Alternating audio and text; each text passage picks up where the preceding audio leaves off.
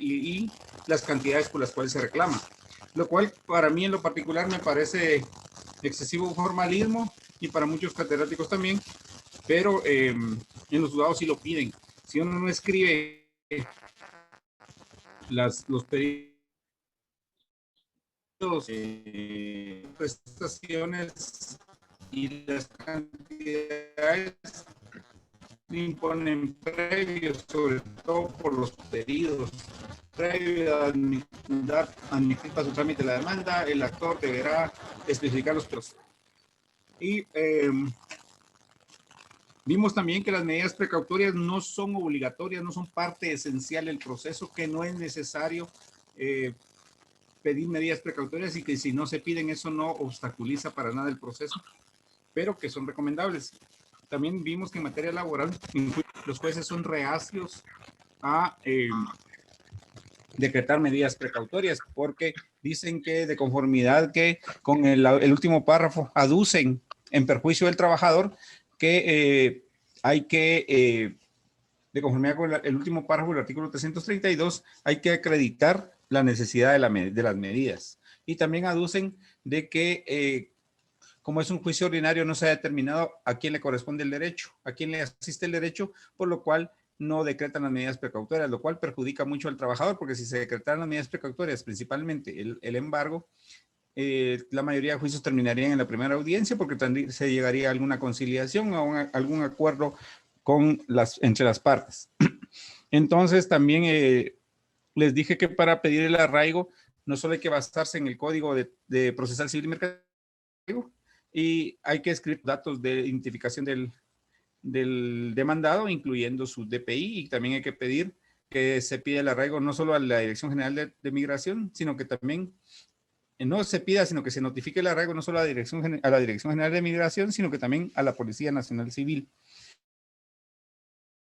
Recomendable pedir el arraigo en materia laboral, que en materia laboral es más recomendable el embargo, pedir el embargo, y es mucho más fácil si sabemos el número de cuenta y el banco en el cual está esa cuenta, que puede ser de ahorro o de depósito monetario o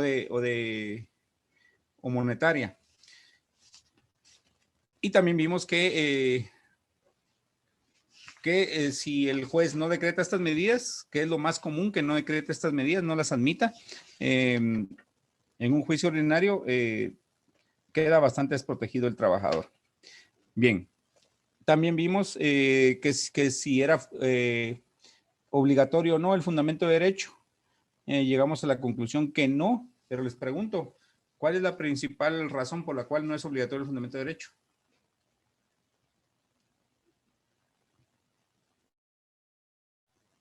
Porque no lo piden los requisitos de la demanda, licenciado. Sí, sí, hay otras razones, pero el principal es el formalista, es esa que no no es obligatorio según los requisitos de la demanda del artículo 332. Y una otra pregunta, ¿es obligatorio son obligatorios los medios de prueba? Sí. La carga de la prueba la tienen ambas partes, de conformidad al artículo 126 del Código Procesal Civil y Mercantil. La carga de la prueba la tiene el actor y también la tiene el demandado, ambas partes. Pero en derecho laboral hay una excepción, que es en caso de... ¿De despido, licenciado? Caso de despido, no importa qué clase de despido sea, pero algunas veces a uno le explican de que la carga de la prueba la tiene el patrono, pero no le explican específicamente en qué. Entonces a veces uno en los semestres le dicen, la carga de la prueba la tiene el patrono, entonces uno piensa que la carga de la prueba la tiene el patrono en todo juicio laboral, y no es así. Es más, yo cerré pensum pensando que la carga de la prueba la tenía el patrono en todo caso laboral, y no es así. Es solamente en casos de despido. En los demás casos, la carga de la prueba tienen ambas partes. Por eso, entre los requisitos de la demanda del artículo 332 en la literal E, dice enumeración de los medios de prueba. O sea que hay que ofrecer prueba. Pero al final de esa literal E dice, esta disposición no es aplicable en casos de despido. O sea que sí hay que ofrecer prueba en todos los demás casos, menos en despido.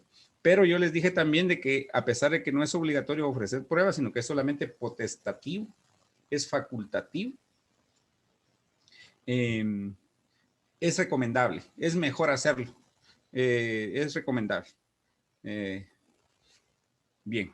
Perdone, licenciado, disculpe que lo interrumpa. ¿Qué artículo mencionó de lo de la carga de la prueba? Para ambas partes, el 126 Ajá. del Código Procesal Civil y Mercantil. 126. Ajá. Ok, gracias. Muy bien. Bien, y también vimos que si, bueno, que que en el caso del fundamento de derecho, volviendo al fundamento de derecho, no es obligatorio escribirlo, pero tampoco es prohibitivo. O sea, si ustedes desean escribir fundamento de derecho en una demanda laboral, hay que escribirlo, pero hay que ser exhaustivos, ser prolijos, ser abundantes en el fundamento de derecho en una demanda. Porque si ustedes van a escribir un fundamento de derecho, pero van a escribir 2 o 3 artículos y encima de eso, que ni siquiera son aplicables directamente al juicio ordinario laboral, como por ejemplo esa mala costumbre de estar siempre escribiendo el artículo 28 de la Constitución, eso no les favorece en nada. Entonces, si van a escribir un fundamento de derecho, tienen que hacerlo en forma abundante, prolija, exhaustiva, empezando por las normas de mayor categoría y las de menor, y hasta las de menor rango, y empezando y las dándole preferencia a las normas sustantivas o materiales de primero y luego de último las leyes, las normas procesales o adjetivas.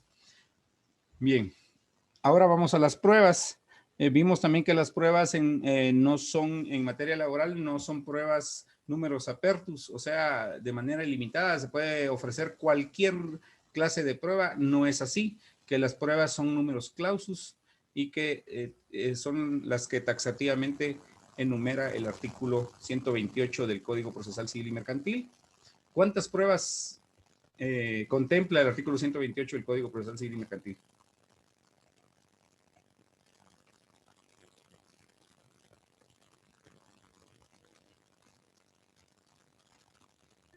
Siete, licenciado.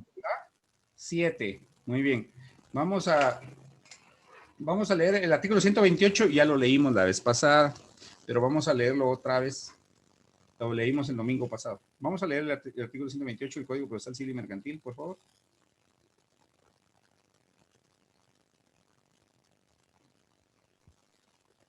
Medios de prueba. Son medios de prueba, primero, declaración de las partes, segundo, declaración de testigos, tercero, dictamen de expertos, cuarto, reconocimiento judicial, quinto, documentos, sexto, medios científicos de prueba y séptimo, presunciones. Muchas gracias. ¿Cómo se llama la declaración de parte en materia laboral y previsión social? Confesión judicial, licenciado. Confesión judicial. ¿Y qué otro nombre también recibe el dictamen de expertos? Expertaje. ¿Y qué otro nombre recibe el reconocimiento judicial? Inspección ocular. Inspección ocular. Muy bien. Muy bien. Inspección ocular. Así como ustedes dicen. Bueno, ahora vamos a leer la demanda en las pruebas, por favor. Vamos a leer en la demanda. Vamos a ver. Vamos a ver aquí Xiomara Chávez, por favor, que lea las pruebas.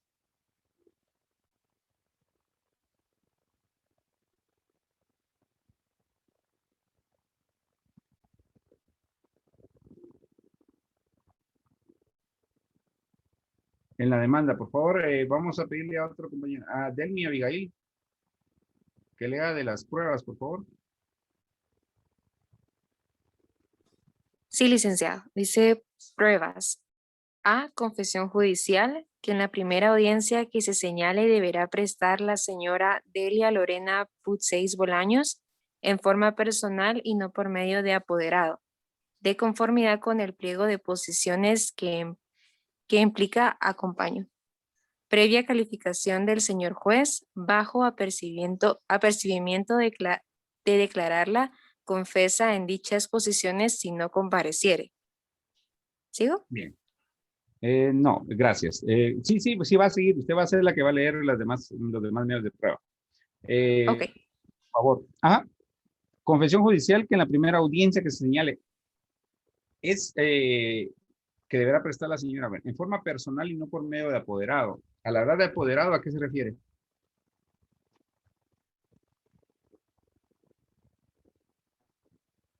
¿A qué se refiere? A un mandatario judicial, licenciado. Mandatario judicial, clases de mandatario, según la ley de Guatemala, porque hay muchas clasificaciones de la doctrina. Pues según el Código Civil es el mandato general, Ujú. el mandato especial y en la ley del organismo judicial el mandato judicial. Muy bien, lo felicito. Con el pliego de posiciones, ¿qué son posiciones? Un sinónimo de posiciones. ¿Pueden ser las preguntas? Son las preguntas, sí. Pliego de posiciones es el conjunto de preguntas, son las preguntas que se le van a hacer al demandado. Previo calificación del señor juez, dice porque el juez califica las si están formuladas conforme a la ley, se articulan. Las que no están formuladas conforme a la ley, se descalifican y no se articulan. No están formuladas conforme a la ley, se perdió la prueba. Bajo el procedimiento de la confesa en dichas posiciones y no comparecieron. Muy bien, vamos a leer el artículo 358 del Código de Trabajo. 358, por favor, Jennifer del Águila, que lea el artículo 358.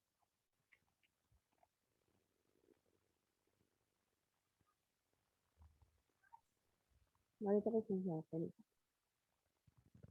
Dijo 358. Ujú. A ver.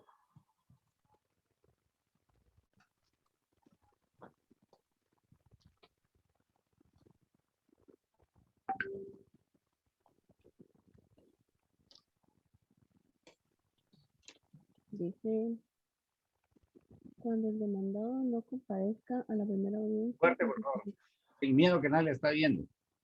Cuando el demandado no comparezca a la primera audiencia sin justificación, hubiera sido legalmente citado para prestar confesión judicial, en la misma, bajo los apercibimientos correspondientes, el juez, sin más trámite, dictará sentencia dentro de 48 horas de celebrada la audiencia respectiva. Ahí estamos. Gracias. Ahí estamos. Ok. 58. Y por favor, continúe con la lectura de los demás medios de prueba, por favor, señorita. Muy bien. B, documentos que acompañan a la presente demanda. Número 1, acta de adjudicación número 115-2021, suscrita ante el inspector de trabajo del Departamento de Guatemala, Julio Ricardo Castellanos Paz, de fecha 18 de enero de 2021. Número 2, acta de adjudicación número 115-2021, suscrita por el inspector de trabajo del Departamento de Guatemala, Julio Ricardo Castellanos Paz, de fecha 23 de enero de 2021. Número 3, liquidación laboral realizada por el inspector de trabajo, Julio Ricardo Castellanos Paz, el 18 de enero de 2021. Muy bien. Ahí hagamos una pausa, por favor. Bien. Estas actas son actas de la inspección de trabajo. Se llaman actas de adjudicación. No fue porque a mí se me ocurriera o a los jueces se le ocurriera llamarlas actas de adjudicación, sino que eso se les ocurrió llamarlas así en la inspección de trabajo desde hace muchos años. Y no sé por qué les llaman acta de adjudicación. A mí no me gusta el nombre, pero así les llaman. Y entonces, como así se llaman, así hay que escribirlas. Acta de adjudicación, así se llaman las actas. Normalmente, cuando se lleva administrativo antes de acudir a la vía procesal, entonces normalmente se levantan actas. Las actas, unas actas son, estas son actas administrativas, no actas judiciales. En la primera acta se toma la denuncia, solamente comparece el denunciante, o sea, el ex trabajador. En la segunda acta tendría que comparecer el patrono. Entonces, si el patrono comparece, ahí pueden darse varias situaciones. Una que sea una conciliación, entonces en la misma acta cuenta la conciliación y el convenio, el cual puede servirá de título ejecutivo en caso de incumplimiento de ese convenio para el patrono. También puede ser de que no comparezca el patrono, entonces se le cita nuevamente. Y también puede ser que el patrono comparezca, pero no se llega a ningún acuerdo. Entonces, en el caso de incomparecencia del patrono o que no se llega a ningún acuerdo, se puede dar por agotada la vía administrativa, se cita una vez más al patrono. Y la tercera acta sí sería la definitiva, pase lo que pase. Entonces, básicamente, o son dos actas o son tres, pero más de dos, más de tres no son. Entonces, normalmente son dos o tres actas las que se firman en la inspección de trabajo. Y estas las tiene que acompañar el trabajador porque él compareció a estas citaciones, porque no son. Y, y si el patrono no compareció, entonces solamente el trabajador tiene copia de estas actas. Y luego donde dice liquidación laboral, se refiere al cálculo de prestaciones, pero arriba dice el nombre de liquidación laboral, pero es el cálculo de prestaciones que realiza el inspector de trabajo. Suponiendo de que, bueno, acompañar estos documentos de la inspección de trabajo no son obligatorias, pero es recomendable hacerlo. Suponiendo, porque también el trabajador puede no acudir a la vía judicial, perdón, a la vía administrativa de primero, sino que obviar esa fase y comparecer directamente a la vía judicial. Si se comparece directamente a la vía judicial, entonces no existirán estas actas, entonces no hay por qué acompañarlas, ofrecerlas y acompañarlas. Y también los jueces no pueden rechazar una demanda porque no hay acta de adjudicación. No pueden rechazar una demanda porque no se haya agotado la vía administrativa, porque la vía administrativa no es obligatoria, ¿sí? Yo creo que eso ya se los había dicho, ¿sí? Sí, ya se los había dicho, pero pues se les olvidó, la vía administrativa no es obligatoria, entonces se puede comparecer directamente a la vía procesal. Bueno, ahora vamos con el número 3, por favor. Documentos que deberá exhibir la demanda. En la primera audiencia que... La demandada dice. Ay, sí, perdón. Documentos que deberá exhibir la demandada. En la primera audiencia que se señale. 1. Copia del contrato de trabajo que la señora Delia Lorena Puigseis Bolaños suscribió conmigo para corroborar mi tiempo de servicio, salario pactado inicialmente y demás condiciones de trabajo. 2. Comprobante de pago a mi favor de las siguientes prestaciones laborales: indemnización, vacaciones, aguinaldo, bonificación anual para trabajadores del sector privado y público, salarios caídos, bonificación, incentivo y horas extraordinarias.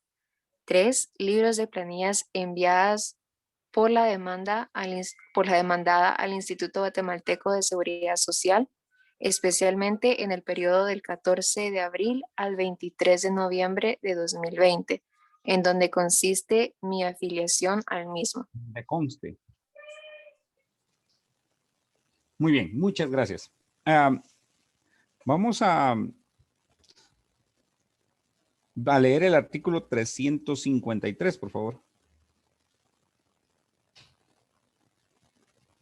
Párrafo primero, nada más. 353, por favor. Vamos a decirle, bueno, vamos con Manuel de Jesús, que lea el artículo 353, párrafo primero del Código de Trabajo.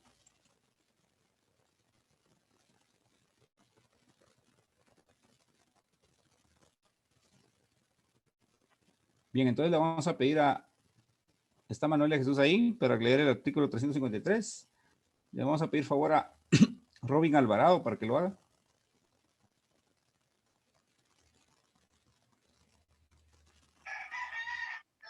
¿Lo leo yo, licenciado?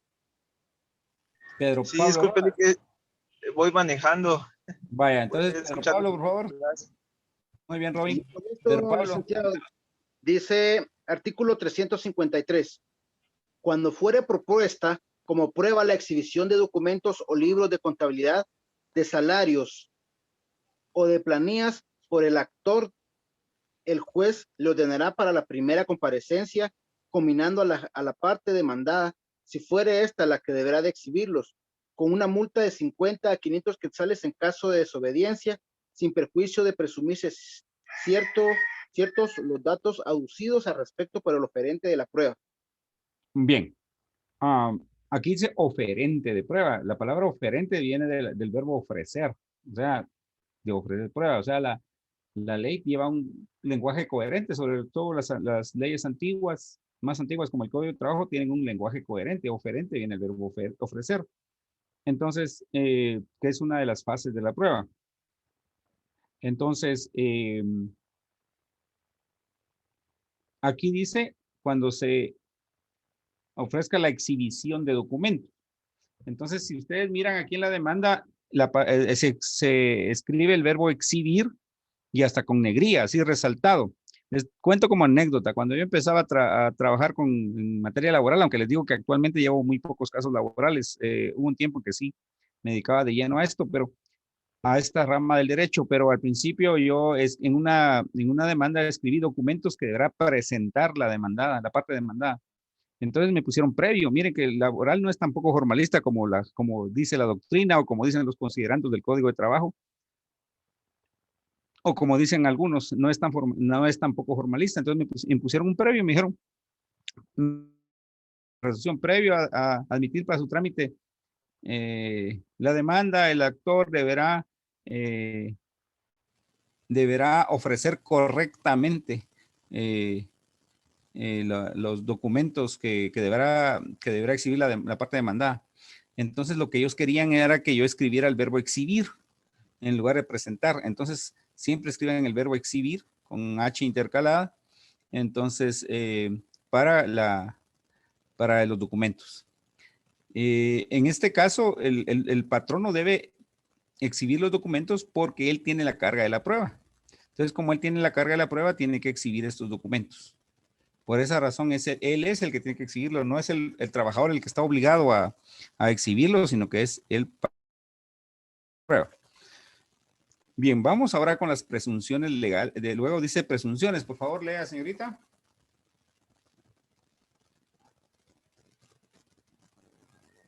Delmi, por favor. Sí, presunciones legales y humanas. Que de los hechos probados se deriven.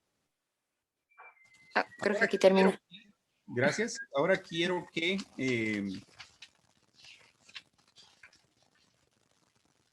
vayamos a las hojas que les di de un material de estudio que se llama Derecho Procesal Individual del Trabajo y donde dice el procedimiento ordinario laboral, a la página 18, donde dice presunciones legales y humanas. Y disculpen que no les escribí por el chat para que lo tuvieran listo hoy. Vamos a ese material de estudio, repito, que dice que lo envié por Google Classroom hace como 20 días, Derecho Procesal Individual del Trabajo, y que dice, y luego dice el procedimiento ordinario laboral en la letra G que dice presunciones legales y humanas. Que alguien lo lea, por favor. Mejor voy a decir yo quién. Rudy, por favor.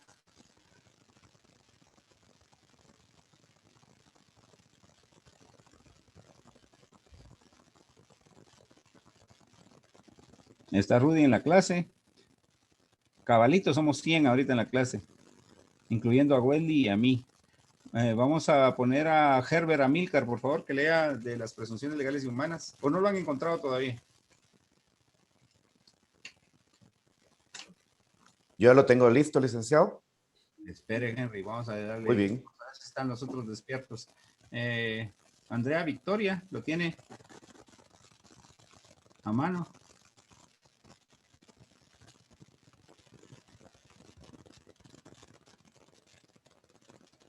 Carol Pivaral, ¿tiene ya encontrado las presunciones legales y humanas? Licenciado, ¿qué página dijo? Disculpe. Página 18. Gracias.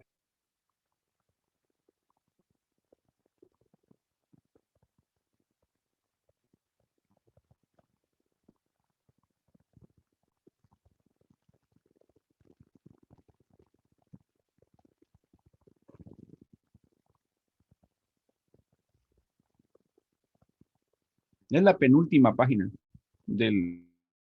Licenciado, ¿lo puedo leer yo? No. Gracias, les ofrezco. Ya se ofreció también Henry, pero esperemos un poquito. Carolán Pivaral, ¿ya lo encontró? Bueno, vamos a ver quién más. Shaylee Alejandra.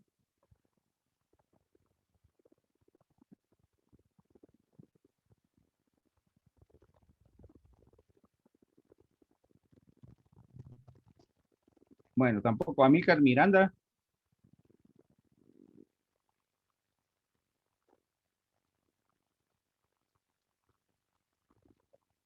Tampoco. Luis Manuel. Yo lo tengo, licenciado. ¿Quién? Lucía Guillones.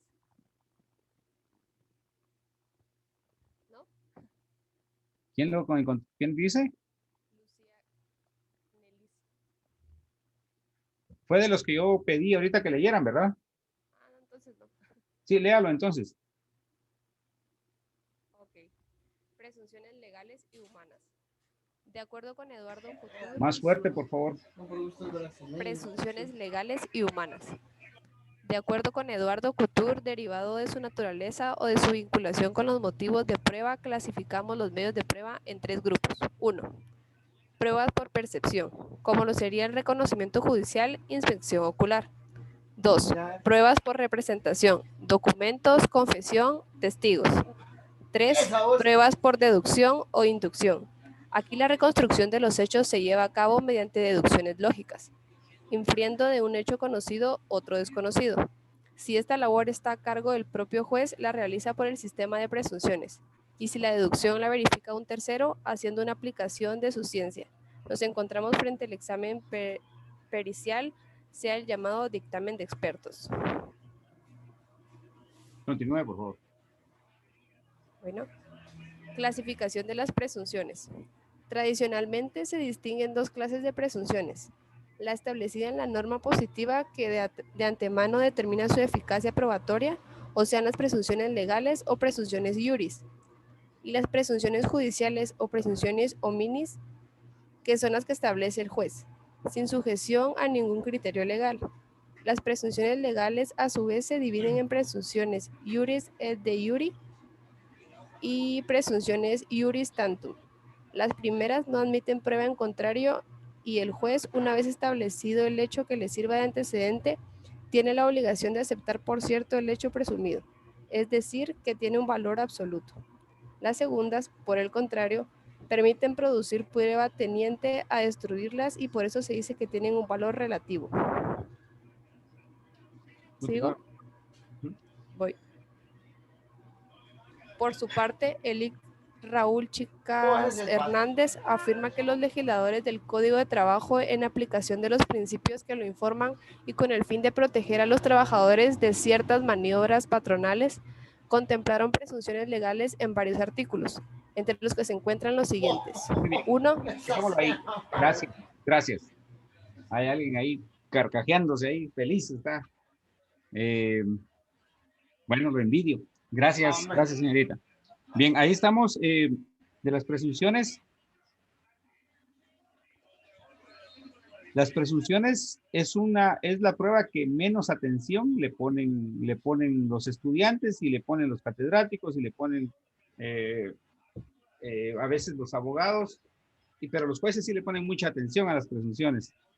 Menos en materia penal, porque ustedes ya saben que no se puede condenar a nadie en base a presunciones. Pero en las otras ramas del derecho sí son muy importantes. Entonces, y les voy a decir más tarde por qué, dentro de unos minutos. Primero me interesa saber cómo se dividen las presunciones.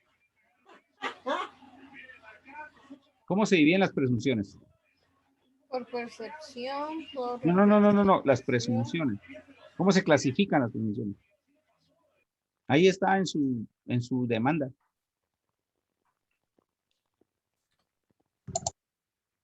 No, a lo que usted me estaba diciendo por percepción, por representación, es como se dividen.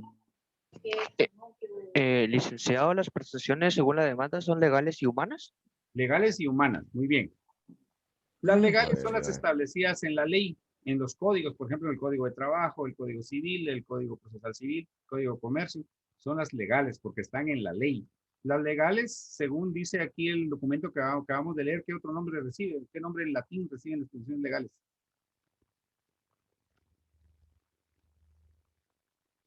Presunciones iuris. Presunciones iuris. Y las presunciones humanas se refiere al ser humano. ¿Quién es el humano en las presunciones? ¿Las partes? No, mire su documento, ¿qué dice ahí? ¿Qué otro nombre recibe las presunciones humanas? según el documento. Se dividen en iuris et de iure. No. ¿Qué otro nombre reciben las presunciones humanas? Presunciones hominis. ¿Y otro? Iuris tantum. No. Judiciales. Judiciales, licenciado. Judiciales. Las presunciones humanas también se llaman presunciones homines en latín, homines o presunciones judiciales.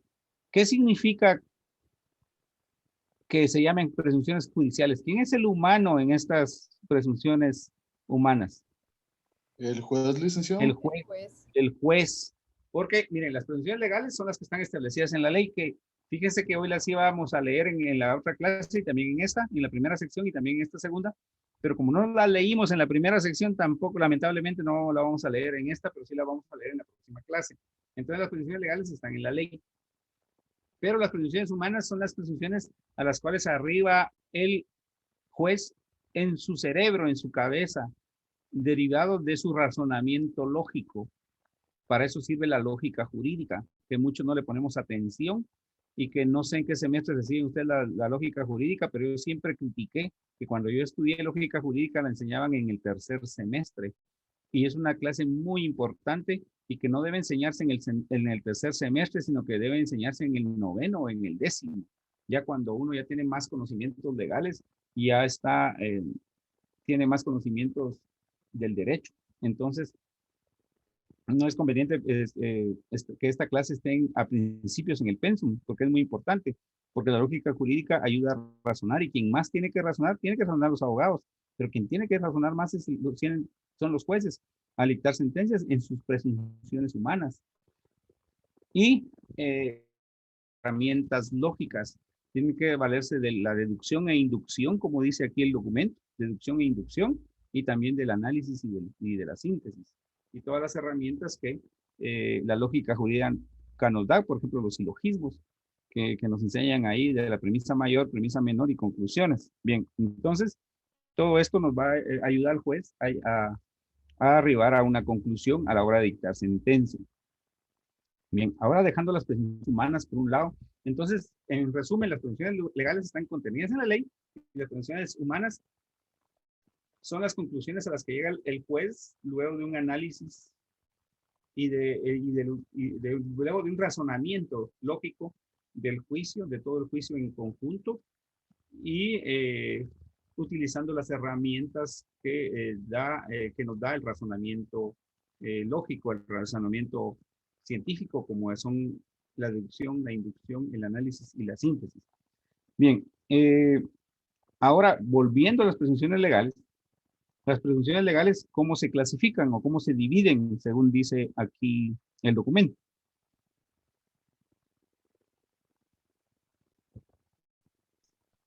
En pruebas de percepción, representación y deducción. No, esas no son clasificaciones de presunciones, son clasificaciones de la prueba. Ya, perdón. Son legales humanas. Se dividen presunciones iuris et de iure y presunciones iuris tantum, licenciado. Muy bien. Respuesta pronunciada en latín. Y no nos debería costar pronunciar en latín porque de latín viene el español. Iuris et de iure y presunciones iuris tantum. Repito, las presunciones legales se dividen en las presunciones legales o presunciones iuris, que también así se llaman, se dividen en presunciones iuris et de iure y presunciones iuris tantum. Muy bien. ¿A qué se refieren estas? Las primeras dicen no admiten prueba en contrario, o sea, las iuris et de iure no admiten prueba en contrario. Pero las presunciones iuris tantum sí admiten prueba en contrario, o sea, la otra parte puede destruir esas presunciones en base a otros medios de prueba. Entonces, les digo que por regla general escríbanlo en su documento o en su cuaderno o en su demanda, que por regla general todas las presunciones son iuris tantum, es decir, que admiten prueba en contrario. Repitiendo, por regla general todas las presunciones son iuris tantum, es decir, que admiten prueba en contrario.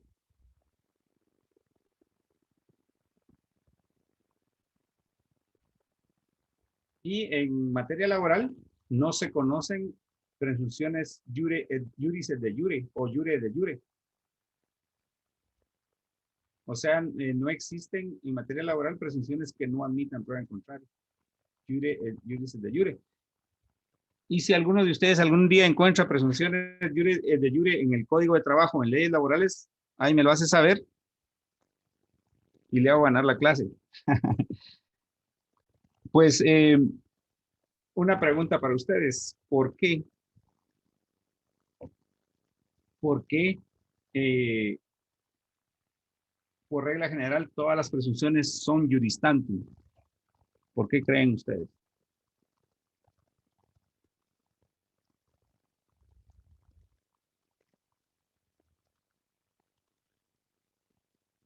Jóvenes, ¿por ¿Por qué? el derecho de defensa, licenciado? Sí, sí, cabal, así es, exactamente eso es. Por regla general, todas las presunciones son juris tantum porque no, por el derecho de defensa de la otra parte. ¿Sí? Para que la otra parte tenga la oportunidad de destruir las presunciones con otros medios de prueba. Por esa razón es. Y me imagino que algunos de ustedes han de haber pensado lo mismo, pero no se atrevieron a decirlo. Bien, en Guatemala, según se conoce, tienen presunciones de jure, o sea, que no admiten prueba en contrario. El Código de Comercio tiene 2 presunciones de jure, y eso lo preguntan en la fase privada. No lo preguntan en la fase pública ni en derecho laboral, pero sí en la fase privada para los que se van a examinar del examen técnico profesional, sobre todo los compañeros de ustedes que ya cerraron pensum o les toca este año cierran pensum. Eso preguntan en el examen privado, en la fase privada. Mencióneme 2 presunciones de jure, y hay 2. Una se refiere a la competencia leal y a la otra a las asambleas de accionistas. Pero no las vamos a ver aquí, por supuesto, porque no es objeto de la clase. Bueno, ahora vamos a hablar de las presunciones ahora otra vez. Yo les hice una pregunta de que cuáles en el laboratorio en el cuestionario hay una pregunta que dice cuál es la prueba que debe ofrecerse en todo juicio civil, mercantil, administrativo y laboral. La respuesta son las presunciones legales y humanas.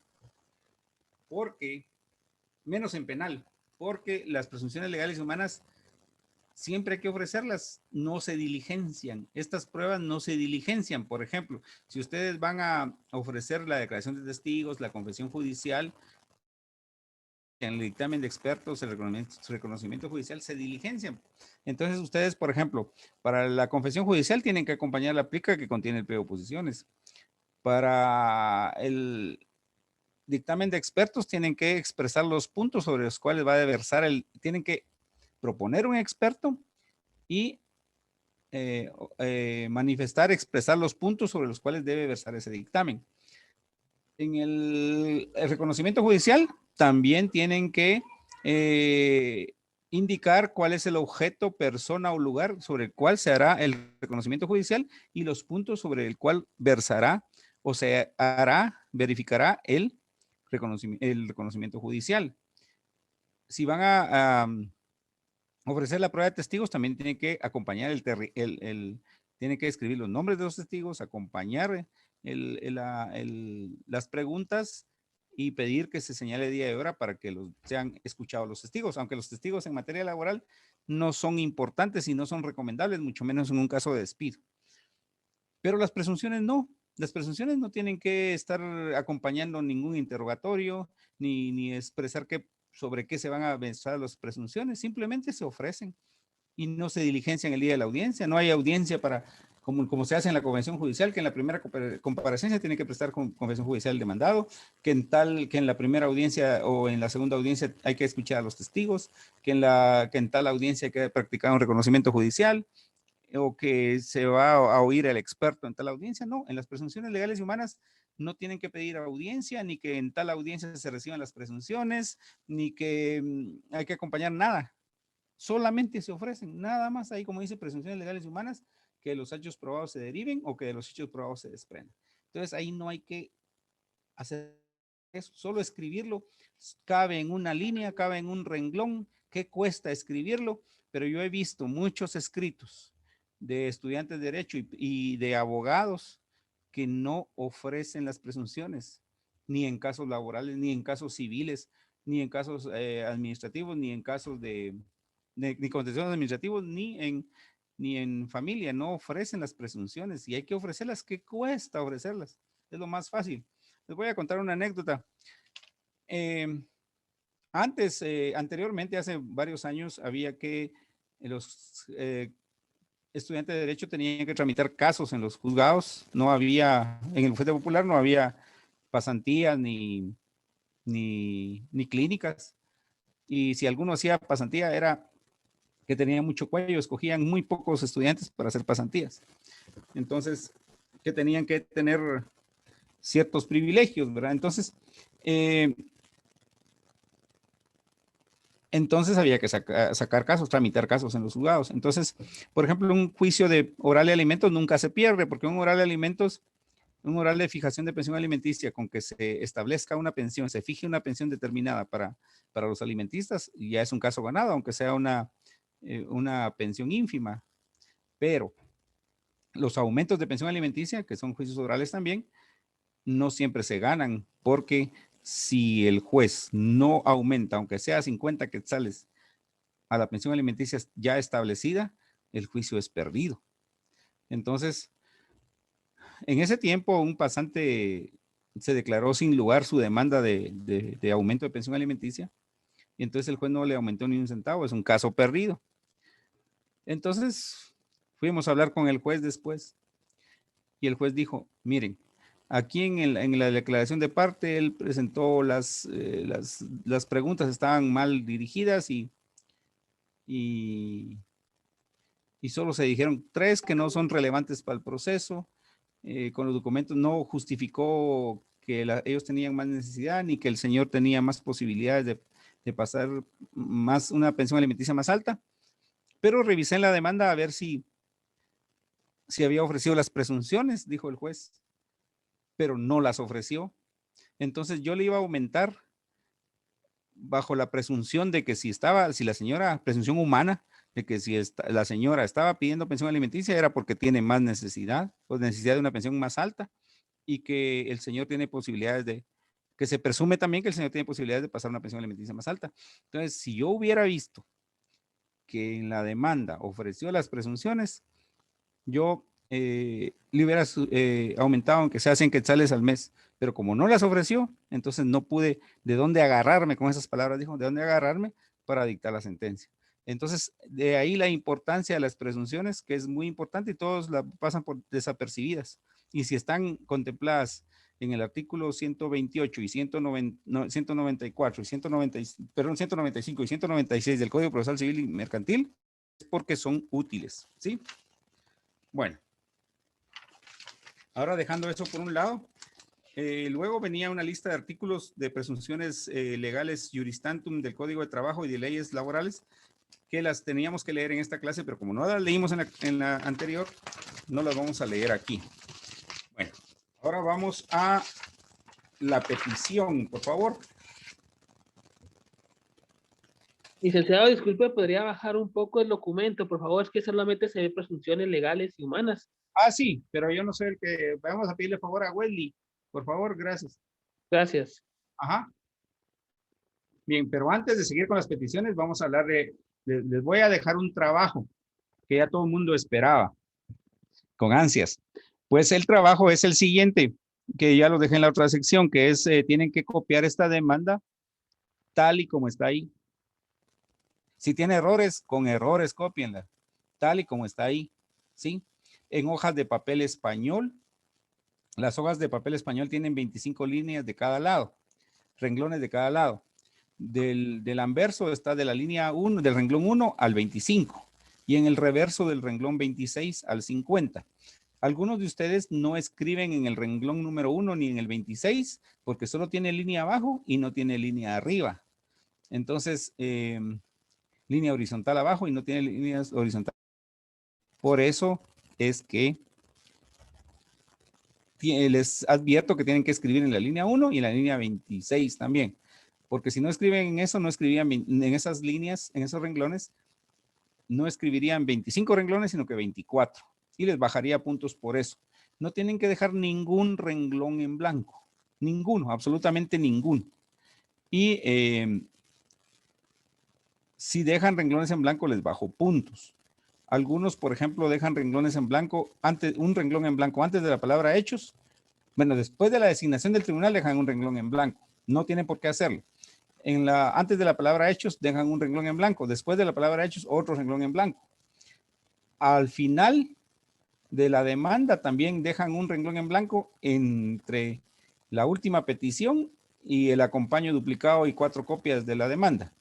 Y eso no es correcto. También dejan un renglón en blanco entre donde dice acompaño duplicado y copias y entre lugar y fecha. Tampoco es correcto, no tienen que dejar ningún renglón en blanco. Lo que sí pueden dejar en blanco son espacios, como está aquí en la demanda, como están viendo en su pantalla, ahí hay espacios que están vacíos, eso sí lo pueden dejar así, o si quieren lo rellenan con líneas punteadas. Tienen que hacerlo a mano, puede ser letra tamaño carta, tamaño carta digo, letra a carta, de carta, perdón, y letra de molde. Puede ser cualquiera de las dos. Mejor si utilizan lapicero azul para que sea más claro, para que se distinga de las fotocopias. Entonces, lo único que tienen que hacer es no dejar renglones en blanco. Espacio en blanco sí pueden dejar. Porque tampoco es notariado. En las actas notariales y en las escrituras públicas se escribe de corrido sin dejar ningún espacio en blanco, pero esto no es notariado, es procesal. Y aparte es notariado y aparte es procesal, y en esto sí se pueden dejar espacios en blanco, pero no renglones en blanco. El acápite donde dice juicio ordinario laboral nuevo, eso no forma parte de las 25 líneas y hay que escribirlo en la parte superior derecha. Repito, el acápite o epígrafe, donde dice juicio ordinario laboral nuevo, no forma parte de las 25 líneas y hay que escribirlo en la parte superior derecha solo de la primera página. Si ustedes quieren escribirlo en las demás páginas, tendría que ser solo en las impares, la primera, la tercera, la quinta y la séptima, ¿sí? Pero con que la escriban solo en la primera página basta, es suficiente. Firman la demanda.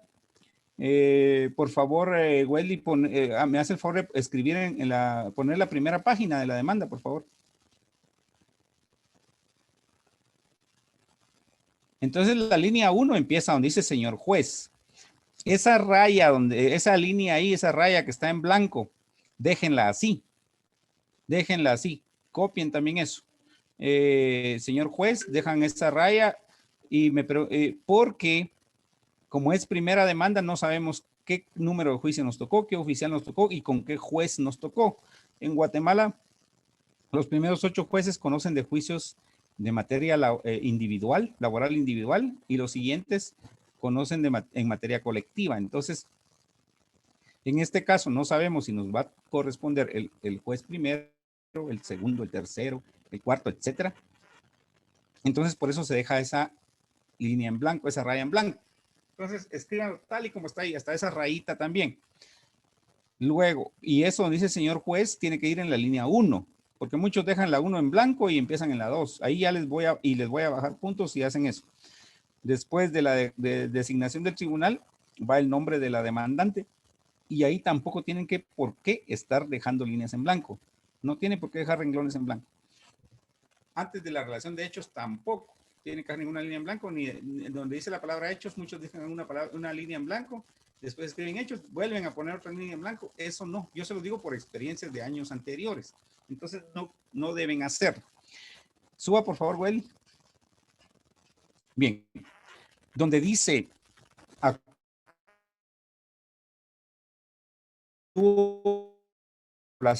procuración del bachiller, ahí escriben su nombre, ¿sí? Ustedes son los asesores del caso. Entonces, si es un caballero, escriben actuó bajo la asesoría y procuración del bachiller tal. Si es una dama, escriben actuó bajo la asesoría y procuración de la bachiller tal. Quitan eso que está entre paréntesis. Ujú.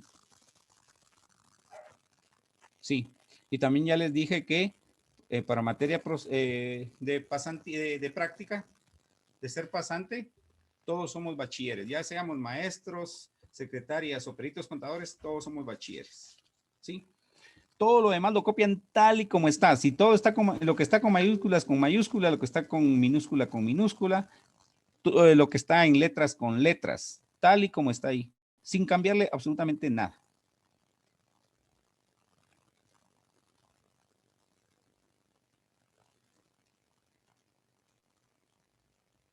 Si lo desean, pueden usar colores para la demanda, pero que no sean más de 3 colores.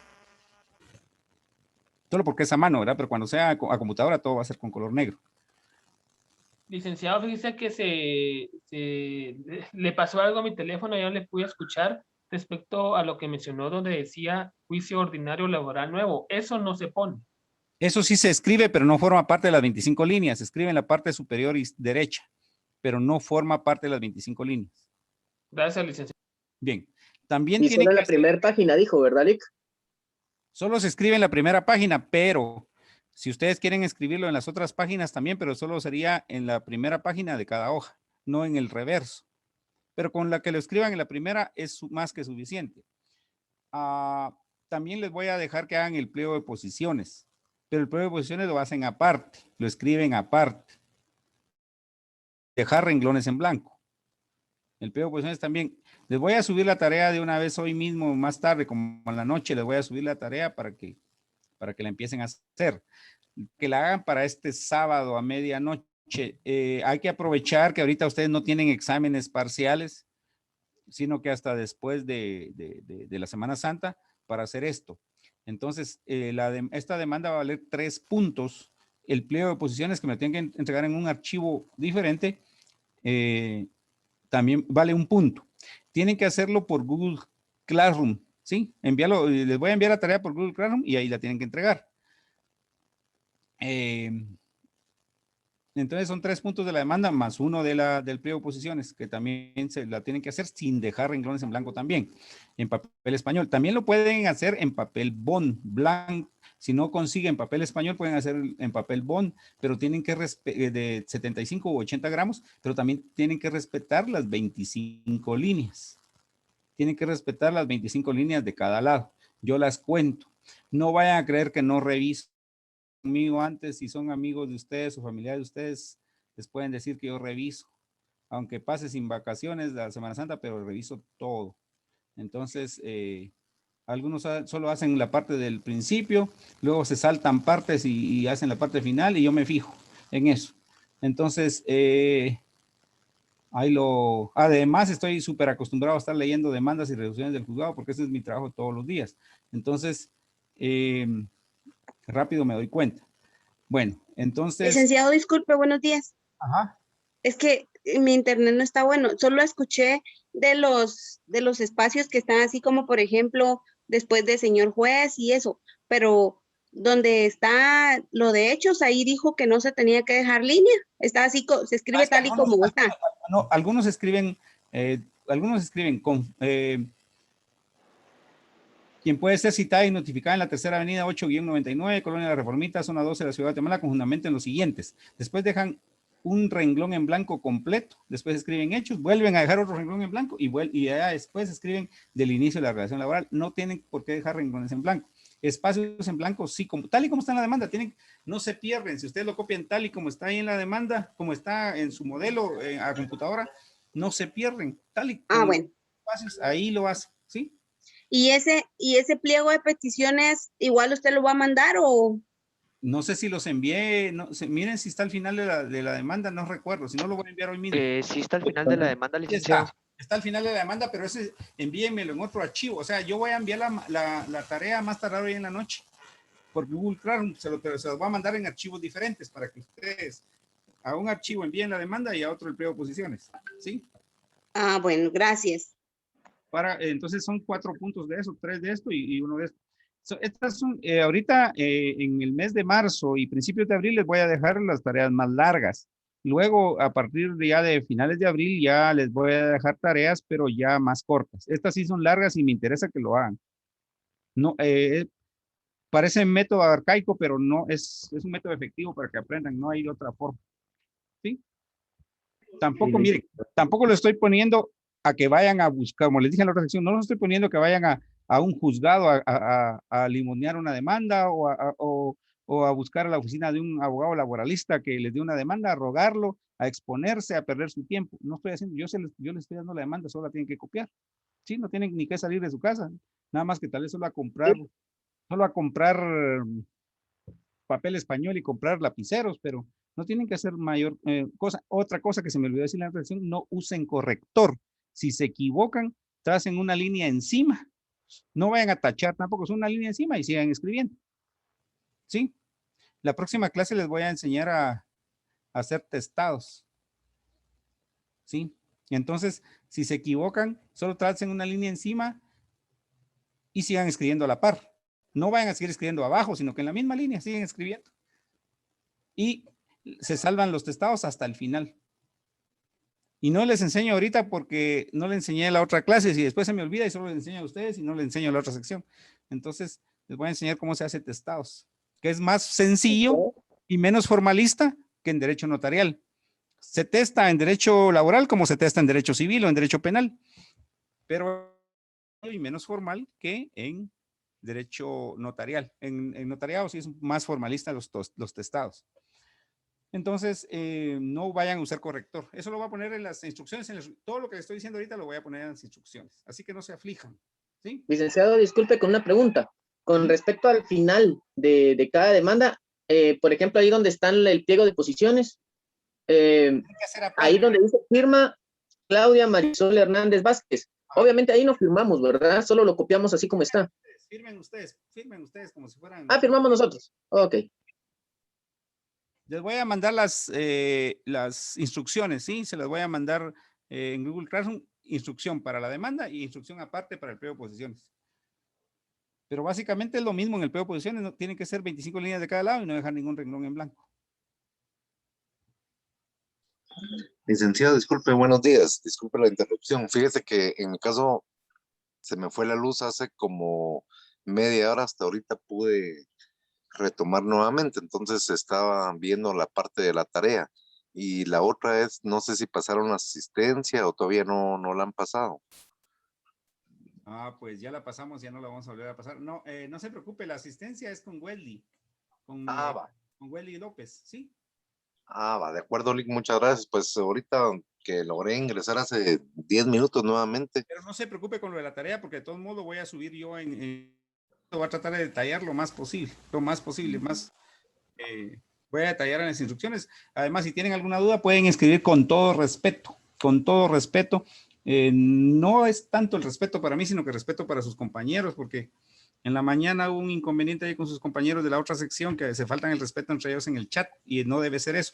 Con todo respeto pueden ustedes preguntar si tienen, miren, yo voy a subir las instrucciones en Google Classroom, pero también si tienen alguna duda lo pueden hacer al chat. Lo pueden hacer al chat y yo con mucho gusto les contesto. A veces no contesto de inmediato, pero después me pongo a revisar.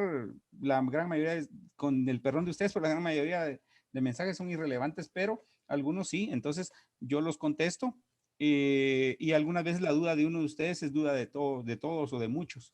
Entonces ahí lo contesto con mucho gusto en cuanto yo pueda. Muchas gracias, licenciado, y pues excelente cátedra. Muy bien. Buena la participación que nos dio. Muchas gracias, Lick. Muy amable. Con la petición. Bueno, luego viene la petición.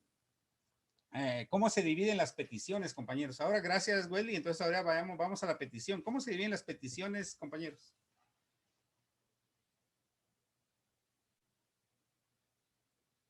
Peticiones de trámite y de fondo, licenciado. Muy bien, miren pues. El chivo es el siguiente, correcto, la respuesta es correcta, de trámite y de fondo, pero el chivo es el siguiente. Cuando el juicio que ustedes vayan a llevar, que ustedes estén tramitando, termine en sentencia, como la mayoría de juicios, casi la gran mayoría de juicios terminan en sentencia. O sea, o un caso de jurisdicción voluntaria que termine en sentencia, por ejemplo, un divorcio que es jurisdicción voluntaria, pero termina en sentencia, Entonces, ustedes escriben, dividen la petición en la primera solicitud o en la demanda, dividen la petición en de trámite y en de sentencia, cuando ustedes sepan que se va a dictar sentencia. Ahora, cuando es una demanda o primera solicitud en un juicio o un trámite donde no se dicta sentencia, sino que auto final o resolución final, como en el caso de la jurisdicción voluntaria o en el caso de los incidentes, entonces se escriben de trámite y de fondo. Repito, las peticiones se dividen de trámite y de sentencia o de fondo. Cuando el juicio que están tramitando, gestionando, termina en sentencia, como la gran mayoría de juicios, entonces dividen las peticiones de la demanda o de la primera solicitud en de trámite y de sentencia. Cuando el proceso que están llevando no termina en sentencia, sino que termina en un auto o resolución final, como en el caso de la jurisdicción voluntaria, de la mayoría de casos de jurisdicción voluntaria y de los incidentes, entonces dividen las peticiones en de trámite y de fondo. ¿Sí? En este caso, como sí se dicta sentencia, entonces vamos a dividir la petición en de trámite y de sentencia. Entonces, vamos de una vez a las peticiones. Las peticiones normalmente hay que identificarlas. Lo más común en la práctica judicial es identificarlas con letras minúsculas. A, B, C, D, minúsculas. También se pueden identificar con letras mayúsculas y también se pueden identificar con números. Pero que de todos modos identifiquen como los identifiquen, tienen que ir identificadas y los jueces no se lo van a rechazar si lo identifican con números. Milagro, ¿estás con auriculares vos? Pero lo común y corriente, la práctica judicial, la práctica más aceptada es que se... ¿Estás escuchando música? ¿Sabes? Por favor, Alex, Escobar, silencio. Lo común es que se utilicen letras minúsculas, como está aquí en la demanda. No solo en la materia procesal laboral, sino que también en procesal civil y en procesal penal, escribir con letras minúsculas. Es lo más común. Bien, entonces primero dice A, que se admita para su trámite. Entonces hay que empezar las peticiones siempre con la conjunción que. ¿Sí? Muchos la empiezan con un verbo, pero no es técnico. Miren, el derecho laboral es poco formalista y sencillo, pero no quiere decir que no sea técnico. Y para eso estamos estudiando derecho, para ser técnicos, para hacer las cosas con técnica. Les digo que un carpintero, un buen carpintero es muy técnico a fabricar un mueble. Si es un carpintero que no es que es rústico, que no es técnico, va a ser un mueble muy defectuoso y muy malo.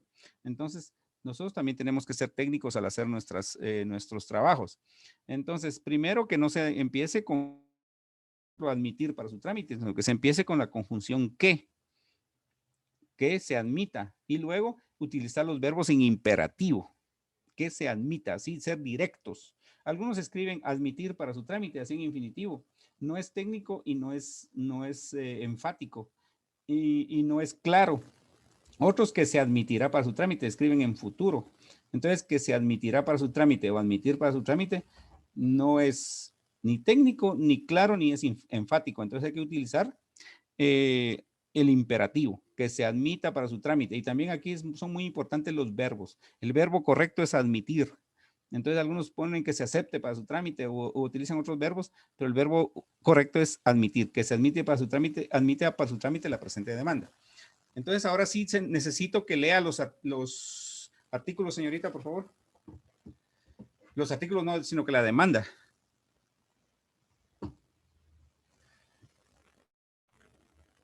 No sé por qué tengo la sensación que ya son las 12, pero todavía tenemos tiempo. Y todavía podemos llegar hasta donde llegamos con la otra sección. ¿Quién estaba leyendo la demanda? Que continúe leyéndola, por favor. Ya se salió de la clase.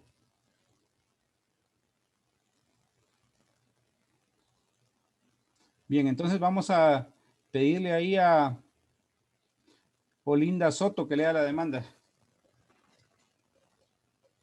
A partir de las peticiones. Petición. Buenos días, Lick. Permítame.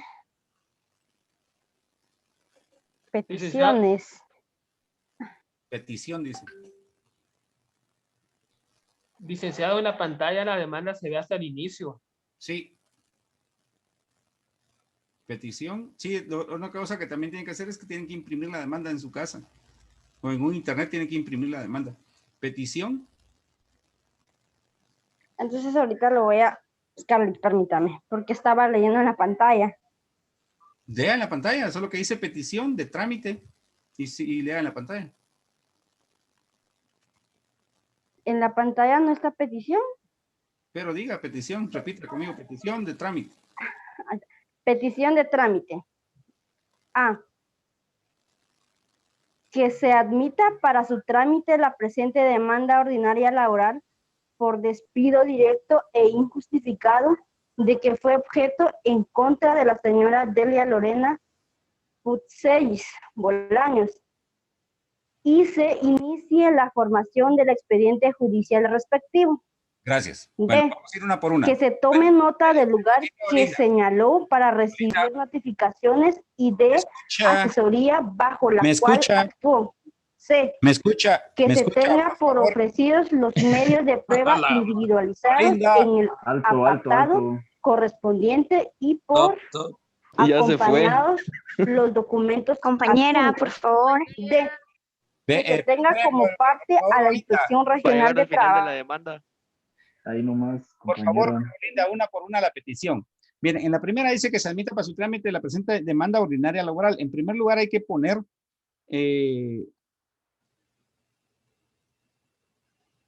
¿qué clase de juicio es? Es un juicio ordinario, laboral. Luego la subclase de juicio, que es despido directo e injustificado. Y luego hay que escribir el nombre correcto y exacto del demandado. En este caso es una persona individual, puede ser una persona jurídica también, pero es muy importante el nombre exacto y correcto del demandado. Entonces, y luego dice, y se inicia la formación del expediente judicial respectivo. Hay tres clases de expediente, el expediente administrativo, el expediente judicial y el expediente extrajudicial o notarial.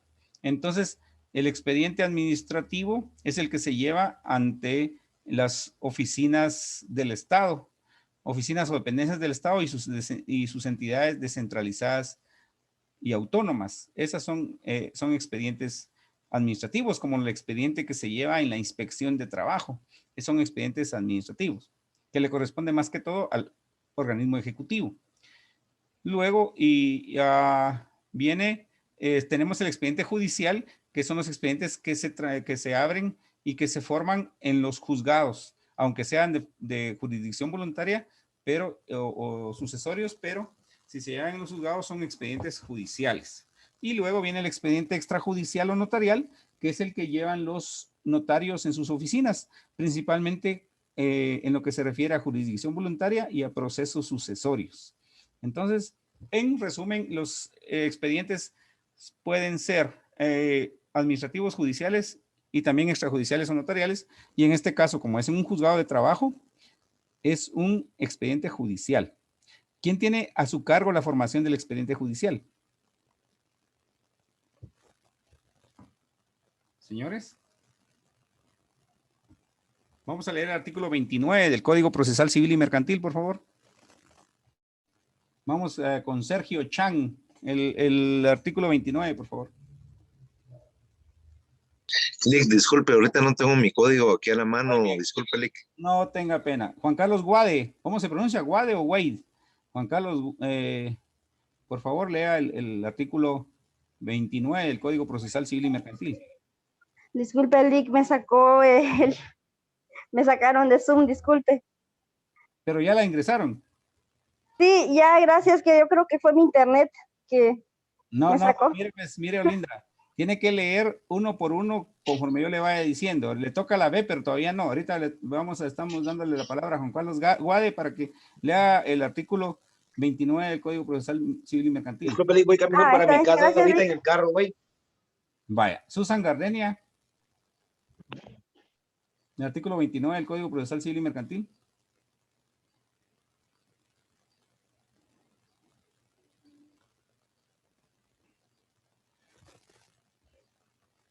Jocelyn Xiomara. El artículo 29 del Código Procesal Civil y Mercantil. Bueno, Susan Garnenia ya tiene listo su Sí. código. Ah, no tiene habilitado el micrófono. Va. Yo silencio Mara, entonces. El artículo 29 del Código Procesal Civil y Mercantil, por favor. Sí, ahorita, licenciado. Solo lo busco. Permítame un momento.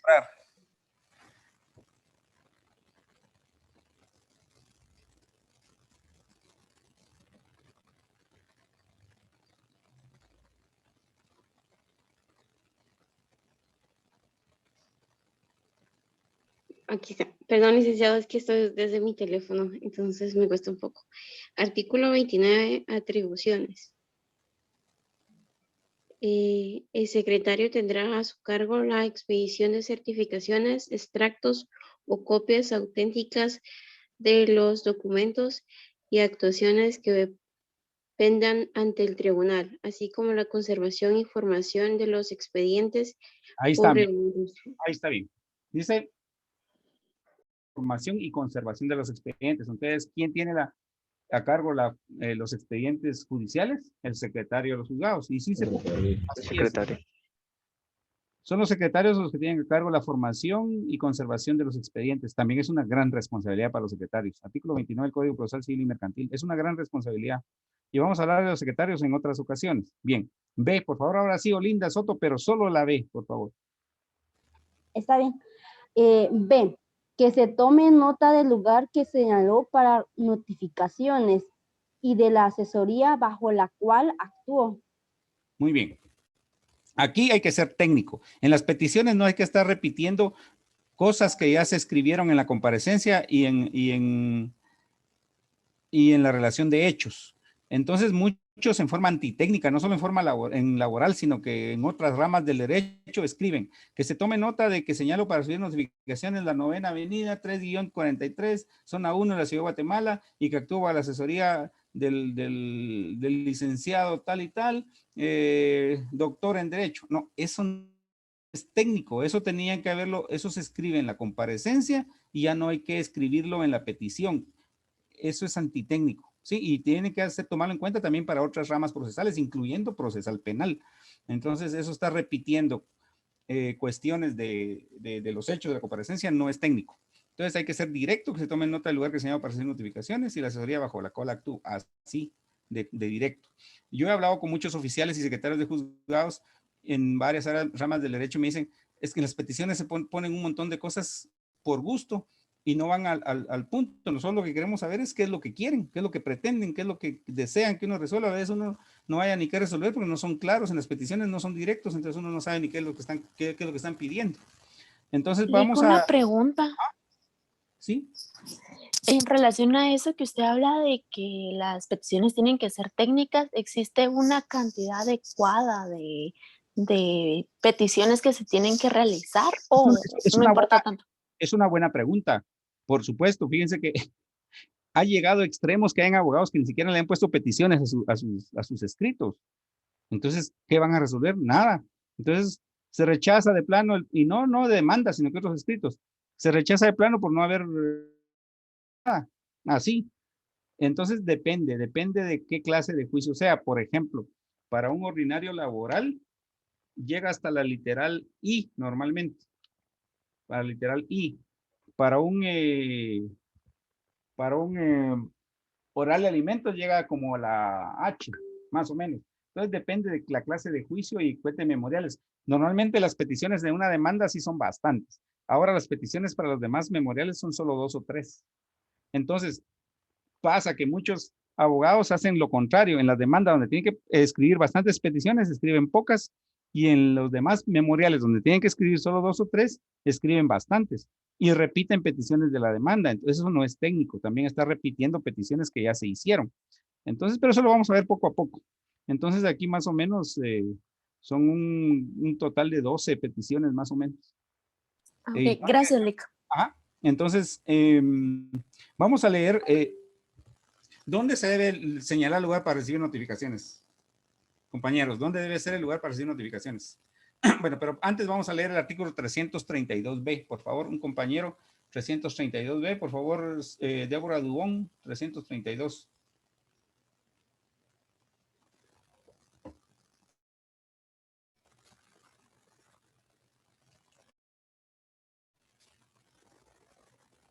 Wilson Miranda, el 332B, por favor. Permítame, licenciada, disculpe, pero no puedo activar mi micrófono. ¿Podría por favor repetirlo? Sí, necesito Disculpe. que lea el artículo 332B del Código de Trabajo. Gracias. Permítame, por favor.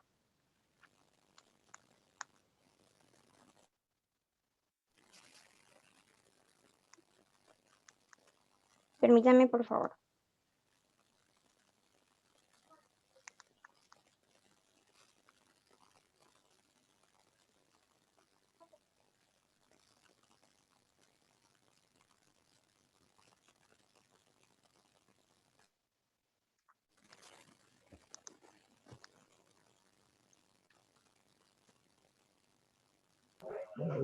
¿332B? Sí. Nombres y apellidos del Desde solicitante. el principio, por favor, Débora. Demanda. Artículo 332. Toda demanda debe contener B. A. B. El B. Nombres y apellidos del solicitante, edad, estado civil, nacionalidad, profesión u oficio, vecindad y lugar donde recibe notificaciones. Lugar donde recibe notificaciones es una parte esencial de la demanda porque el artículo 332B lo exige, el lugar donde va a recibir notificaciones, donde recibirá notificaciones. Ahora necesitamos que leamos el artículo, cualquier compañero, ahora ya nos voy a poner a leer porque ya tenemos poco tiempo, que lea el artículo 328, párrafo octavo. Cualquier compañero, 328, párrafo octavo. ¿Dónde se puede, dónde hay que señalar el lugar para recibir notificaciones? No se puede señalar en cualquier parte. Si vamos a señalar lugar para recibir notificaciones, si el juicio lo estamos llevando de conformidad con el artículo 314, el literal A del Código de Trabajo en la ciudad de Guatemala, señalar lugar no para recibir notificaciones en San Lucas, ni en Misco, ni en Santa Catarina de Pinula, sino que por fuerza tiene que ser. ¿Puedo leerle? Por favor, 328 para octavo. Muy bien, dice artículo 328, se notificará personalmente. Artículo octavo. Cuando haya de notificarse o citarse a una persona residente. Perdón, párrafo octavo, dice las partes. Las partes tienen la obligación de señalar lugar para recibir notificaciones en el mismo lugar en donde se encuentra sentado el tribunal que conoce el caso. No se dará curso a la primera solicitud si el interesado no señala lugar para recibir notificaciones. Bien. El demandado. Ahí está bien. Solo ese es el párrafo octavo. En algunos códigos no está separado, pero ahí termina. Después ya el otro es noveno. Entonces, debe señalarse el lugar para recibir notificaciones, como le digo al compañero, en el lugar donde tenga sentado su sede el tribunal. O sea, si aquí el tribunal es de la ciudad de Guatemala, tiene que ser en la ciudad de Guatemala el lugar para recibir notificaciones. No puede ser en otro lugar. Si no se lo rechazan, le ponen previo. Y si no señala el lugar para recibir notificaciones, dice no se dará curso. No se dará curso significa no será curso la primera solicitud si el interesado no señala el lugar para recibir notificaciones. Primera, aquí no será curso significa rechazar de plano. Y hay una pregunta que hacen en el privado en materia laboral, porque según el artículo 334 del Código de Trabajo no se puede rechazar de plano una demanda, sino que solo hay que imponer los famosos previos, aunque sean 15 o 20, pero hay una excepción en la cual sí se puede rechazar de plano, y es esta que está en el artículo 328, párrafo octavo, que dice que si no se señala el lugar para recibir notificación. Bien, ahora de la asesoría bajo bloqueo actúo, no es necesario escribir el nombre del asesor porque ya está al principio, y esa asesoría, la palabra correcta, está regulada en el artículo 321, párrafo segundo del Código de Trabajo. No lo vamos a leer porque ya lo leímos como 3 veces, de la asesoría 321, pero les prometo que lo vamos a leer posteriormente para que no se les olvide. C, por favor, Olinda, C.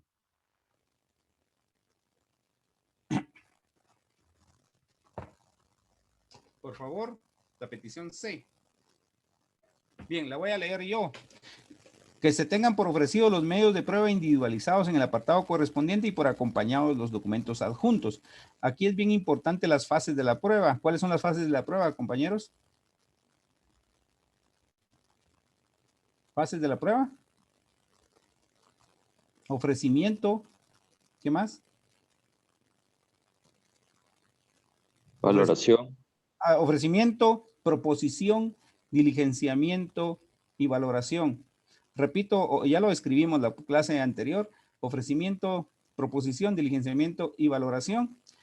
Y la fase de ofrecimiento, ¿en qué momento se da para el actor o actora? La fase de ofrecimiento, ¿en qué momento se da para el actor? La contestación, licenciado. No, para el actor, para el demandante. Para el actor. ¿Sí? ¿En qué momento? demanda. En la demanda, y por eso esta es la demanda. Esta es la demanda, por eso aquí se está utilizando el verbo ofrecer, porque es la fase de ofrecimiento. Y eso es para el demandante. Ahora, para el demandado, ¿en qué fase, en qué momento se da la etapa o fase? En la contestación de la demanda, Ali. Contestación, sí. No hay que decir en la primera audiencia, porque en la primera audiencia pueden pasar otras cosas. Por ejemplo, en la primera audiencia puede pasar la rebeldía y que no comparezca el demandado. Entonces ahí no hay contestación. En rebeldía no hay contestación verdadera. Y también puede ser que en la primera audiencia se dé una conciliación. Cuando hay conciliación no hay contestación de demanda. Entonces, en esta etapa es la etapa del ofrecimiento. Para el demandante, la demanda es su oportunidad de ofrecer prueba, y entonces hay que escribir esta petición que se tenga por ofrecer la unidad de prueba individualizadas en el apartado correspondiente, y ya no repetimos las pruebas porque hay que detallarlas en el apartado de pruebas. Aquí ya no hay que estar repitiendo las pruebas. Bien, los documentos adjuntos. Para eso vamos a leer los artículos 107 y 108 del Código. Por favor, alguno de ustedes. 107 y 108. ¿De qué código dijo el licenciado? Disculpe. Procesal, civil y mercantil.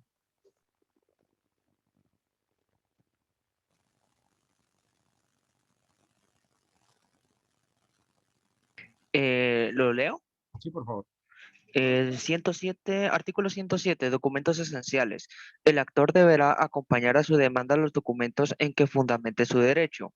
Si no los tuviere a su disposición, lo mencionará con la individualidad posible, expresando lo que de ello resulte, y designará el archivo, oficina pública o lugar donde se encuentren los originales. Muy bien, el 108, por favor. Artículo 108, inadmisibilidad de documentos. Si no se presentara con la demanda los documentos en que el autor funde su derecho, no serán admitidos posteriormente, salvo impedimento justificado. Esto que les quede bien claro. Algunos dicen como laboral es poco formalista, los documentos se pueden llevar el día a la primera audiencia, que como es poco formalista y sencillo, no hay tales compañeros. Si no los acompañan a la demanda, no se los van a aceptar posteriormente. Y ahí donde dicen el Código Procesal Civil dice, salvo motivo justificado. ¿O qué dice? Vamos a ver. Salvo impedimento justificado. No hay justificación que valga. Ustedes pueden estar ahí justificando por qué no acompañar los documentos, no se los van a aceptar. No aceptan ninguna justificación. Entonces, tienen que acompañarlos de una vez, y si a la demanda le sacan duplicado y 4 copias, también a los documentos que acompañen, por ejemplo, las actas de la inspección de trabajo, le tienen que sacar duplicado y 4 copias. O sea, no es solo la demanda, sino también todos los documentos que acompañan, y hay que hacerlos de una vez. Si no, no se los van a aceptar y sí se cumple. O sea, que no les aceptan los documentos posteriormente. D, por favor, la petición D. ¿Alguien que la lea?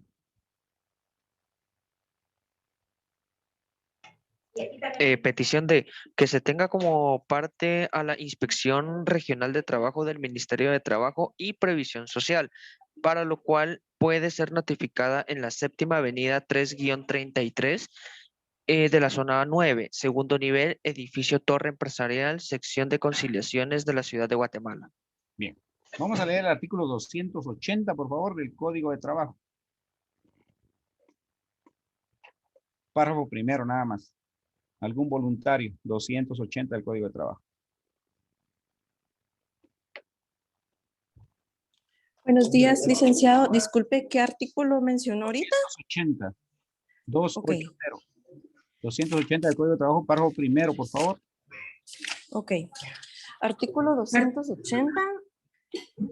La Inspección General de Trabajo debe ser tenida como parte de todo conflicto individual o colectivo de carácter jurídico en que figuren trabajadores menores de edad o trabajadores cuya relación de trabajo haya terminado sin el pago procedente de indemnización, prestaciones y salarios caídos, o cuando se trate de acciones para proteger la maternidad de las trabajadoras, salvo que en cuanto a estas últimas se apersone el Instituto Guatemalteco de Seguridad Social.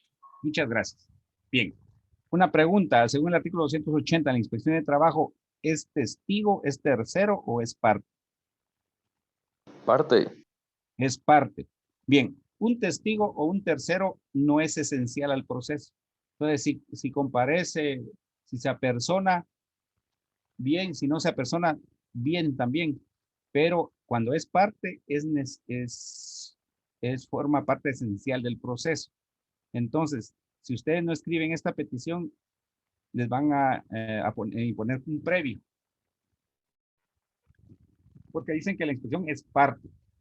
Bien, ¿qué pasa en la realidad? Y otra cosa, la dirección que está aquí sí es la dirección verdadera, la dirección real. Muchos datos que están aquí, algunos son reales y otros son ficticios, pero esta dirección que está aquí sí es la dirección verdadera, real de la inspección de trabajo en la ciudad de Guatemala. Ustedes me van a decir, el licenciado dijo que no es técnico escribir direcciones en las peticiones y aquí está escribiendo una dirección. Sí, pero porque como la inspección no la mencionamos en el apartado de hechos ni en la comparecencia, entonces sí tenemos que escribir aquí la dirección. ¿Qué pasa en la inspección de trabajo? No comparece casi nunca a las audiencias, casi nunca llega un inspector de trabajo a las audiencias, no comparece. Entonces, y es parte esencial. Entonces, se lleva a cabo la audiencia con la incomparecencia del inspector, sí o no. Como es parte, sí tendría que llegar. Entonces, ¿cuál es la solución? Si a la inspección se le notifica en tiempo, entonces sí se lleva a cabo la audiencia, aunque no comparezca el inspector, ningún inspector, porque fue notificada. Ahora, si la inspección no fue notificada de la audiencia en tiempo o no fue notificada, entonces se suspende la audiencia y se señala otra. Repito, si la inspección fue notificada en tiempo, no importa si no comparece ningún inspector a la audiencia, que esta se lleva a cabo sin su comparecencia. Ahora, si la inspección no fue notificada o no fue notificada en tiempo, entonces no se lleva a cabo la audiencia y se señala otra. Bien, otra cosa, para la inspección de trabajo hay otra cuestión también, de que ahí el artículo 280 dice en qué caso será parte de la inspección. Y no está claro de palabras y nos unir, apúntenlo ahí en su cuaderno o en el mismo código. La inspección de trabajo es parte en casos de despido, en casos de menores de edad y en casos de maternidad. Escríbanlo en su cuaderno o ahí en la misma demanda o en su código para resumir eso que dice el párrafo primero del artículo 280 del Código de Trabajo, que la inspección es parte en casos de despido, en casos de menores de edad y en casos de maternidad. Bien. Bueno, para no quedarnos atrás con la otra sección, rapidito vamos a ver la petición E. Por favor. La petición E, por favor, que alguien la lea. Ok, que se señale día y hora. Dale, compañera. Compañera. Petición es que se señale día y hora para la comparecencia de las partes a juicio oral con sus respectivos medios de prueba, bajo apercibimiento de continuar el juicio en rebeldía de la parte que no compareciera, y que se prevenga a la parte demandada de que si no comparece, se tendrá por cierto lo afirmado por la parte actora, sin más citarle ni oírle. Bueno, vamos a leer el artículo 346, párrafo primero del Código, por favor, 346, párrafo primero.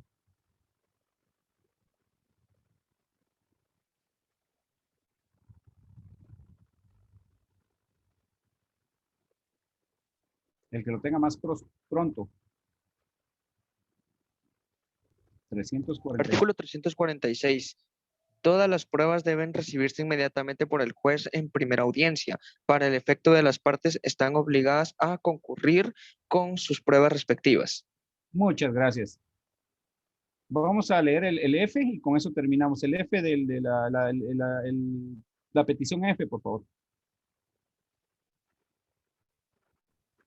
Que se prevenga a la parte demandada de que en la primera comparecencia a juicio oral deberá presentar confesión judicial en forma personal y no por medio de apoderado, conforme al pliego de peticiones que implica, deposiciones que implica acompaño, previa calificación del señor juez bajo apercibimiento de declarada confesa si no compareciere y dictase sentencia dentro de las 48 horas siguientes. Muy bien, compañeros. Ahí se acuerdan que la declaración de parte no es material laboral y previsión social, sino que se llama confesión judicial, así se denomina. Vamos a leer el artículo 354, párrafo primero, y el 358 del Código de Trabajo.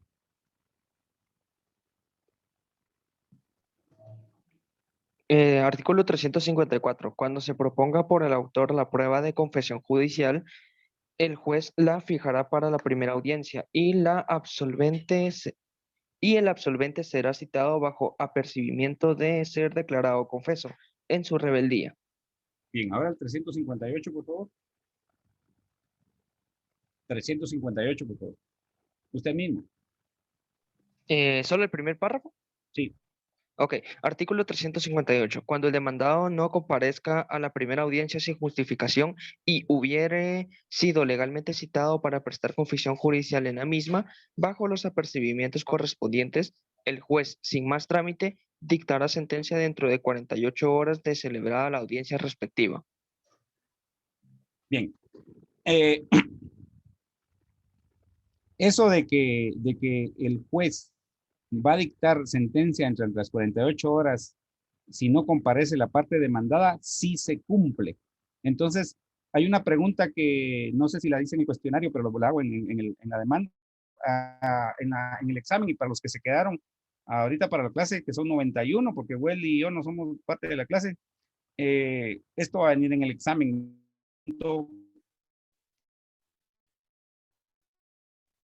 ¿Cuál es la reina en casos de despido?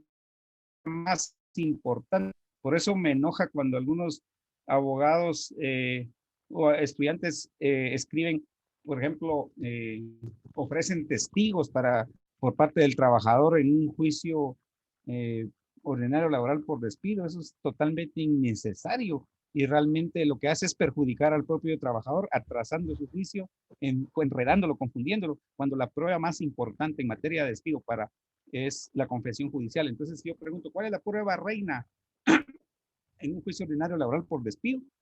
Es la confesión judicial, fundamento legal, artículo 358, porque el juez dicta sentencia si no comparece la parte demandada, estando debidamente y legalmente citada, dicta sentencia entre las 48 horas siguientes y sí se cumple. La sentencia es condenatoria favorable para el trabajador y condenatoria para el patrón, en el cual se le condena a pagar las prestaciones laborales al trabajador. Lo único, 48 horas, porque la sentencia la dictan unos 2 o 3 meses después, pero lo que sí se cumple es de que es una sentencia favorable al trabajador, condenatoria para el patrón, en la cual se le condena a pagar las prestaciones laborales que está pidiendo el trabajador, que pidió el trabajador en la demanda. Disculpe, Sí, licenciado, ¿podría repetir el artículo? 358, el último que leyó el compañero. Gracias. El último. Entonces, cada de su prueba en especial, por ejemplo, en un juicio contra el IX por invalidez, ¿cuál sería para ustedes la prueba principal, la prueba reina ahí? De las 7 que regula el artículo 128 del Código Procesal Civil y Mercantil. Es el dictamen de expertos, y el experto es un médico. Para la invalidez, el dictamen de expertos es la prueba reina. Y para un juicio ejecutivo, ya sea juicio ejecutivo en la vía previa o juicio ejecutivo, ¿cuál es la prueba reina de las 7 que regula el artículo 128 del Código Procesal Civil y Mercantil? ¿Cuál es la prueba reina para los juicios ejecutivos? No es el título ejecutivo. Sí, pero el título ejecutivo, ¿en cuál de esas 7 pruebas del artículo 128? Documentos. documentos. Entonces, la prueba reina en los juicios ejecutivos son los documentos. Y la prueba reina en un juicio por invalidez es el dictamen de expertos. Y la prueba reina para un juicio ordinario laboral por despido es la confesión judicial, es la prueba más importante. Es esta pregunta obligatoria de examen. Y ahí terminamos, y porque hasta ahí llegamos en la otra sección. Entonces, el domingo posiblemente, primero Dios, terminamos entonces, y ya tienen la tarea también. Licenciado, disculpe, antes de irnos, ¿la tarea va a ser para el siguiente domingo? Sí, para el sábado a medianoche. Una cosa que no se van a empezar a hacer a las 9 de la noche y pensar que a las 10 la van a terminar, más o menos lleva 3 horas. ¿Sí? Gracias, Lic. Entonces lleva tiempo. Ajá. Bueno, compañeros, si no hay nada más que hacer, constar.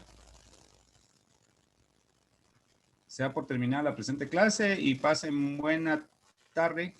Feliz fin de semana. Igualmente, licenciado, que tenga buena tarde. Gracias, Lic. Feliz tarde, Igualmente, muy feliz tarde y gracias por la cátedra, muy buena. Gracias, Lic. Bendiciones. Feliz tarde. Feliz tarde, licenciado. Lic, feliz domingo. Gracias, igualmente.